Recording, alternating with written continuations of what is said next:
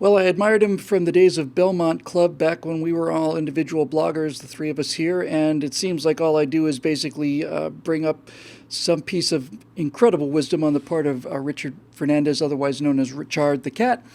But this one is worth repeating, so let's do that. Hi, everybody. I'm Bill Whittle here with Steve Green and Scott Ott, and this is your right angle on a phenomenon that I think is really spot on and hopeful and needs to be brought up. Here's the tweet. The only thing holding up the world at this point is the thoughtless routine and naive virtue of the working stiff. All the things the world-weary revile, customary honesty, religion, family, sustain our life. As for our world leaders, they are twisted and mad. Twisted and mad. Scott, we've just come through a week where a rather suspicious-looking suicide took place. One of the reasons that people find it suspicious is because the well-known pedophile who's had an island for underage girls, well-known to everybody, pretty much, certainly to the public for at least 2 or 3 or 4 years, was suddenly found dead in his cell and so on. And we simply think that the outrage is that, hey, how come he committed suicide, or how come somebody wasn't watching him? When in point of fact, the outrage should be that everybody knew about the Lolita Express. Everybody talked about the Lolita Express. The same thing with Harvey Weinstein. Everybody knew about his sexual assaults. Same thing about Bill Cosby. Everybody knew about that too. This is the world we live in. This is not the world I live in. This is the show I watch. And I think that that's the key distinction. I sometimes look at CNN or MSNBC or Fox News or any of these news enterprises as really just another form of entertainment. My wife and I are watching a series called Madam Secretary right now, and I commend it to you only because I think you'll find it much more comforting than what's on CNN and MSNBC and Fox News, because people, for the most part, seem to have some sort of internal moral compass. They seem to be trying to do the right thing. They seem to love the country, and they are endeavoring to do their job with excellence out of a sense of duty. And you don't see a lot of that in the real world. But really, it's almost cartoonish, except it's a horrifying, it's like an Adult Swim cartoon. It's just the worst kind of bile and nastiness and debauchery that's being played out before our eyes. The danger comes in us beginning to think that somehow what we're seeing on that screen typifies America. And it does not. If you spend any time among real Americans, if you go out as we did the other night to a little concert in a vineyard, there was believe it or not, I didn't know this existed, but there are tribute bands for Christian bands. So there was a Christian tribute band for Mercy Me, and they were playing Mercy Me songs. And folks were sitting around in this vineyard and enjoying this music and just having pleasant fellowship. I work every day, or at least 5 days a week, at a retail store where I meet people of all different kinds of political affiliations, but that never comes in the way of our relationship or friendly and enjoyable times together. Let me put it that way. We were at an ice cream shop recently, and there were some people who were asking the lady behind the counter about what good places to go, what nice restaurants are there in the area. And my wife kind of jumped in and suggested one. And next thing you know, these folks come over and sit down with us. And it turns out they're from California by way of Wisconsin, or from Wisconsin by way of California. And since then, we've been out 2 other times with these folks. I didn't know until the second or third time anything about their politics, and it had nothing to do with the relationship. And so I've said this many times on this show, but you can't treat the real world as if it's what you see on social media or what you see in the news media, because nobody treats people that way face to face. Nobody acts in such a dismissive, disgusting, and hateful manner in face-to-face interactions as they do online. I have great hope for this country, mostly in the hope and desire that maybe they'll shut the TV off every once in a while and get out and meet their neighbors. Oscar next door is a really nice guy, by the way. Steve, I think he's on it, and this is the point of what of what Richard Fernandez was writing, and so the question is, can this continue?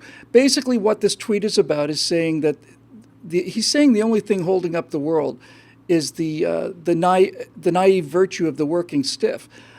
I don't think that's exactly quite right. I don't think that's holding up the world. I think Scott's right. I think that is the world. I think that's the world. And other things are built upon that, and many of them are loathsome and vile and so on. But in a time when Americans are not just we lost faith in the government a long time ago. Now we're losing faith in the rule of law. We're wondering if anybody can ever be convicted for a crime if you're a high level enough, famous enough, powerful enough, rich enough Democrat, whether you will ever see any kind of justice at all. And yet, the people of this country remain decent, friendly, hardworking, and that is kind of a miracle. It almost is enough of a miracle for you to think maybe this whole thing is, in fact, a fight, not that we can't win, but one that they can't win. I think you're entirely right. They can't win this. They're just horrible people. I don't think that when really pressed or confronted, they would have the courage of their lack of convictions. I'm pretty sure they'd fold like a house of cards. The question is, do we ever get to that point? Now, I lean back on Yogi Berra. Predictions are hard, especially about the future. So will it collapse? I don't know. I hope these SOBs go away. What insulates us, I think, is something we never had. There's still some of this in Europe. You can see it, but not nearly like it used to be. You had a king or a queen who was the embodiment of the people in a person.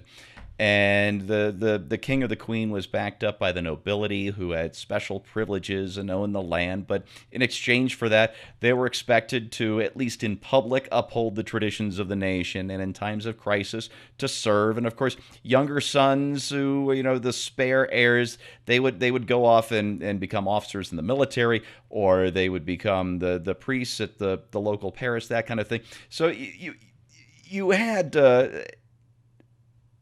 a ruling class that was tied to the people by that sort of sense of noblesse oblige. And we never really had that here. We never had a president who embodied the American people. I mean, we had Washington, 8 years. Okay, fine, that's gone. We had the founding fathers, and that didn't even last a generation.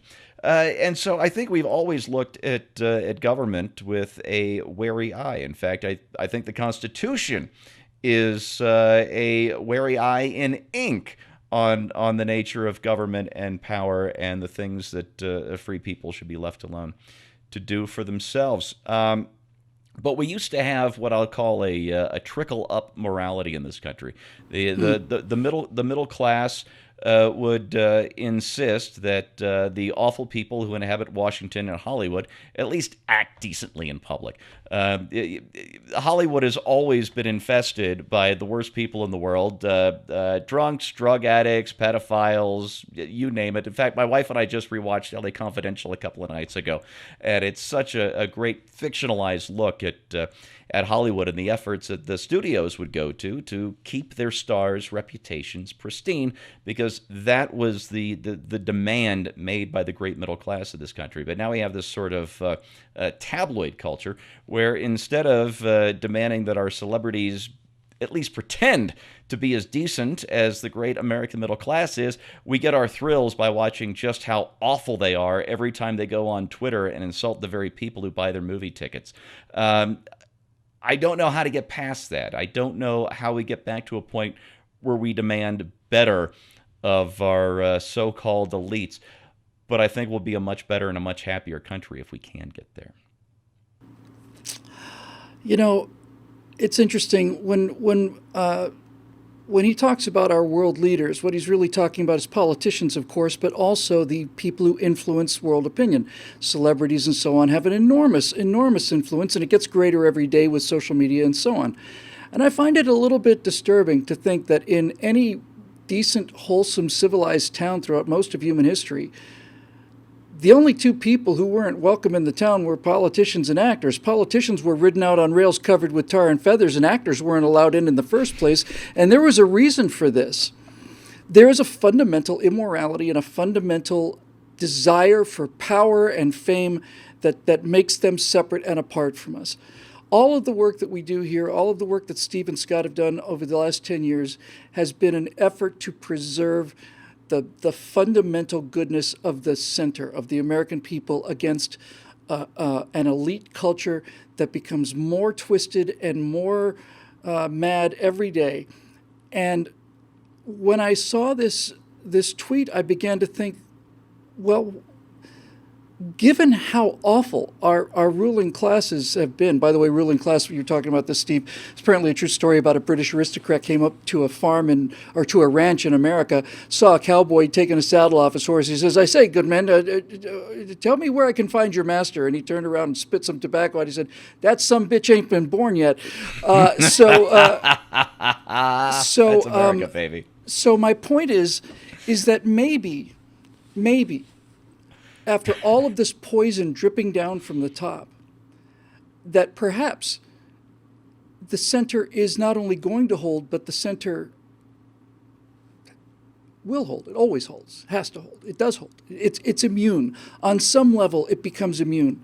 And all I have for evidence of this is simply watching the people at the top of society become more and more lawless, more and more depraved, more and more anti-patriotic, more and more vile and hateful and so on. And then I come to the real world of America, where people who might be Uber drivers or so on, of all different races and colors, "Hey, how are you?" "Good, I'm good. How are you? How are you doing?" "Fine." My wife and I had a chance to go to Cancun to finally meet my daughter-in-law, who I haven't met in 3 years. And I stayed there for 3 or 4 days and came back to work, and then she stayed for another 6. She stayed at a hotel with me for the first 3 days, and then she went and stayed at a hotel with her daughter for the final 6 days. The reason I'm giving you all of this is the first hotel was populated very largely by American tourists, and the second one was populated mostly by Russian tourists and locals and so on. And she said, while the service was excellent in both hotels, the service was absolutely top rate, polite, kind, food was great, all of it. There was a friendliness in the American hotel that was something that was in the air and you couldn't put your finger on it. People just looking at you said, "That's a very nice dress." People shaking, there was just a kindness and a gentleness. And when he talks about the only thing holding up the world at this point against our twisted and mad leaders, all I can think about are the times when I would get into an elevator with a black man, let's say, in this building, and he would walk in and I'd say, "What floor?" And he'd say, "2, please." And I'd say, "Okay, no problem." And then he would get off the elevator and he'd say, "You have a nice day." And I'd say, "You have a nice day too." And I could tell from his face, and it's not just once, this happened many, many times, I could tell that his expression was the same as my expression. And that expression was, where's all this hate that we hear about? Where is it? It's like you can just tell from this interaction that it's like, oh yeah, of course he's a good guy. Of course he's where is this coming from? Well, it's raining down from top. But I begin to think more every day that this umbrella is permanent and irreducible, and that the fundamental human characteristics of friendliness, compassion, openness, warmth, generosity that were unleashed in this country 250 years ago was a genie that cannot be put back in the bottle, no matter how much people want to tell us what an awful, wretched place we are. Right now in Hong Kong, there are regular people who are standing up against Chinese army, and that can be a very deadly experience. And what these regular, normal, average Hong Kong citizens are doing is they're standing in the middle of their streets. They're holding American flags, and they're singing the Star-Spangled Banner over bullhorns because they know, and we know, that that's what that flag is all about, no matter what people like Colin Kaepernick and all the rest of us want to tell us. I just begin to think they can't touch us up here. They can try, but they can't. It's something to be happy about, something to think about. May not be correct, but it's worth some of your time. Maybe they can't win this thing after all. Maybe they have no chance to win it.